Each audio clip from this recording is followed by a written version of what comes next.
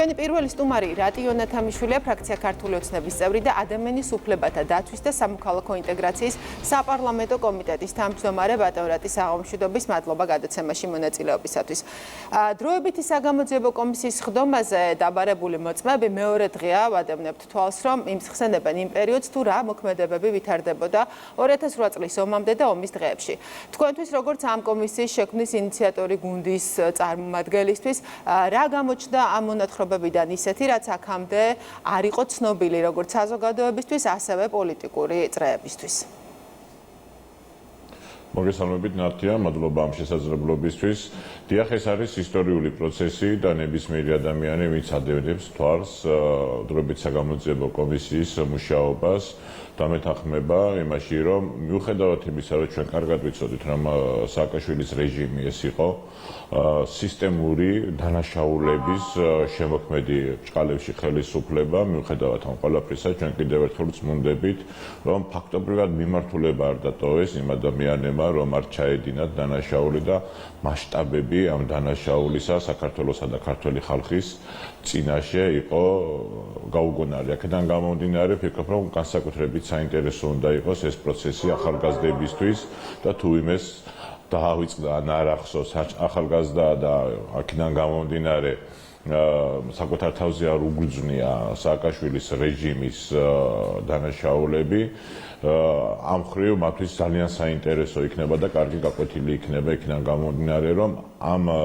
რეჟიმის ანაცვლეტები დღესაც ცდილობენ ხელისუფლებაში მოსვლას და დღესაც ცდილობენ სამაგიერო გადაუხადონ ქართველ ხალხს, ვინაიდან ქართველმა ხალხმა უკვე 9 არჩევნებში მათ გამოუტანა გამამტყუნებელი განაჩენი. რაც შეეხება სიახლეებს, მაგალითად, ჩემთვის ძალიან საინტერესო იყო ის ფაქტი, რომელიც კონკრეტულად მეც არ ვიცოდი, როდესაც გრიგოლ ვაშაძემ აღნიშნა, რომ თურმე 2007 წლის შემოდგომაზე პუტინს პირადად უთქვამს სააკაშვილისთვის, რომ კოსოვოს кейსთან დაკავშირებით ის სამაგიეროს გადახდას ცხინვალის რეგიონისა და აფხაზეთის მაგალითზე აპირებდა და ის რომ სააკაშვილმა ამის შესახებ არ უთხრა ქართველ ხალხს და არ გაუზიარა ეს საფრთხე ჩვენს მოსახლეობას და არ ატეხა საერთაშორისო განგაში პუტინის ამ განცხადებასთან დაკავშირებით. რა თქმა უნდა, მე მიმტოვებს გონივრულ ეჭვს, რომ ის შემდეგ რაც განხორციელდა აგვისტოში, იყო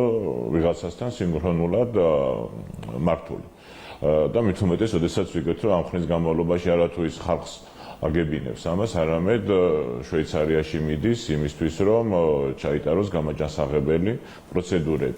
აი ესეთი შემზარავი ადამიანები მართავდნენ სამწუხაროდ საქართველოს იმ პერიოდში და ძალიან კარგი არის, რომ ამ კომისიის მუშაობა ესე პროაქტიულად მიმდინარეობს. ამ ქვეყნის ერთგული პატრიოტი, პროფესიონალი ადამიანები არიან ამ კომისიის წევრები და მე დარწმუნებული ვარ, რომ სანამ ეს კომისია დაამთავრებს მუშაობას, ჩვენ კიდევ ძალიან ბევრ საინტერესო რამეს გავიგებთ, ან კიდევ გავიხსენებთ იმას, რაც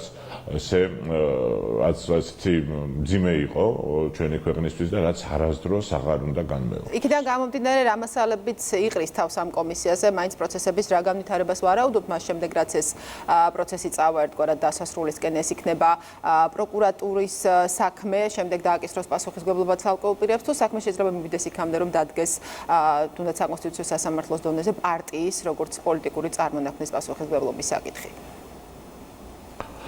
ჩვენ ვიცით, რომ იმ დანაშაულების უკან, რომელსაც ნაციონალური მოძრაობის ჩადიოდა, სწორედ ეს პარტია იდგა.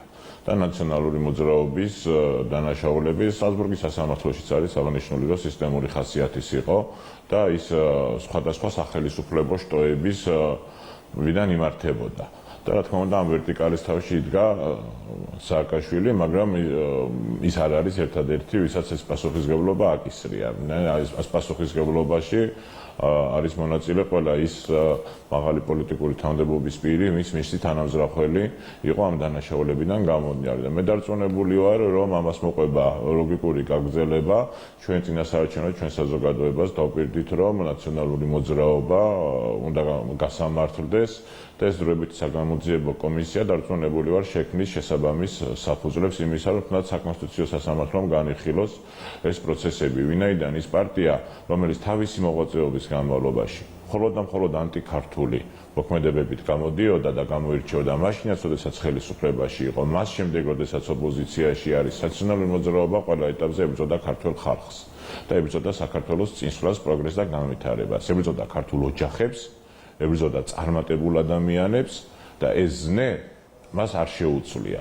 უბრალოდ მაშინ ის აკონტროლებდა ხელისუფლების ყველა შტოს და რა თქმა უნდა გაცილებით მეტი შეეძლო ამ ხრივ დაეშავებინა და ფაქტი არის, რომ 300,000 ადამიანი გაასამართლა ნაციონალურ მოძრაობას ჩვენ ქვეყანაში.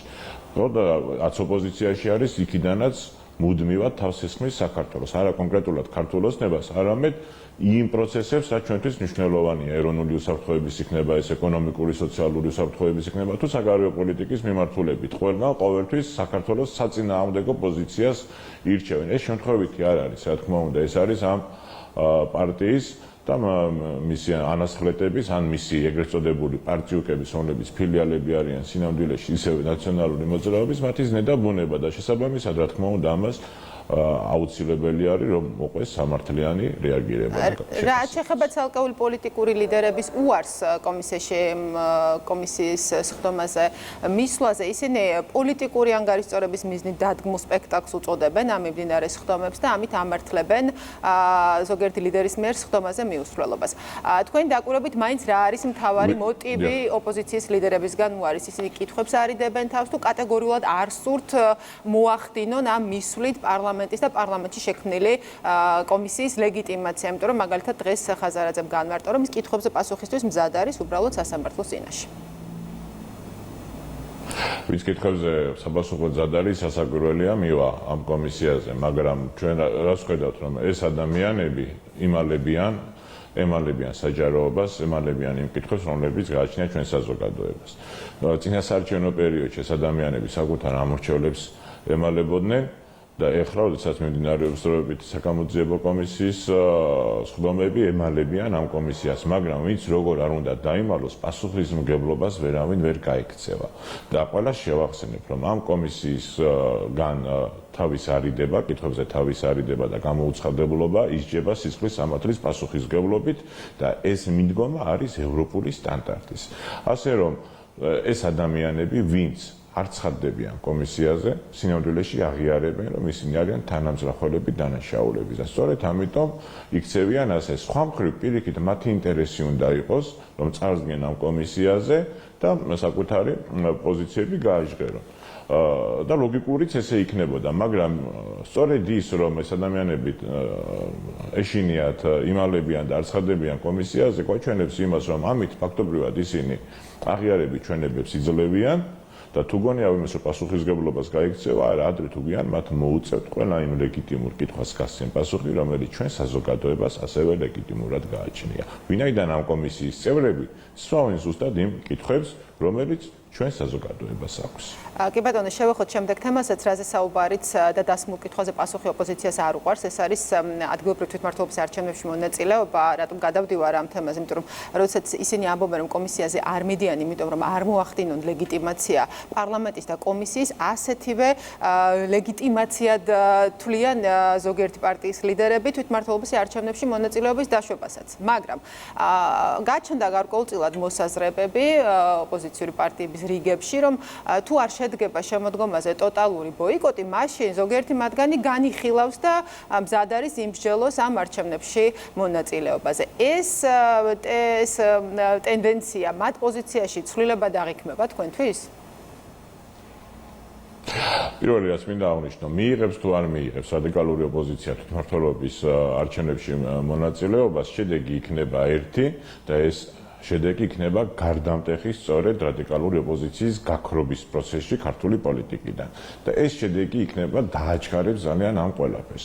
აქედან გამომდინარე, რეალურად შედეგების თვალსაზრისით მიიღებენ თუ არ მიიღებენ, ამას არანაირი მნიშვნელობა არ გააჩნია, მაგრამ აქ ახლა სხვა საკითხი დგას დღის წესრიგში ჩემის აზრით. რა ინფორმაცია ჩვენ გვაქვს ის პირები, რომლებიც უნდა გამხდარიყვნენ პარლამენტის წევრები და აი ამ რაღაც წერილების დაწერის გამო, ასე ვთქვათ და მართლაც არჩევნების სამართლიან შედეგებს არც ეს პატივი და აქედან გამომდინარე ჩახსნეს საკუთარი სიები, დღეს არიან ძალიან გულდაწყვეტილები, ძალიან ნანობენ ამას და ერთ-ერთი შიდა განხეთქილების და დაპირისპირების მიზეზი არის ესეც, ვინაიდან ამ ადამიანებს უნდათ და თან ძალიან უნდათ პარლამენტის წევრობა და ძალიან დამწუხრებულები არიან, რომ ამისი შანსი მოესპოთ მათ.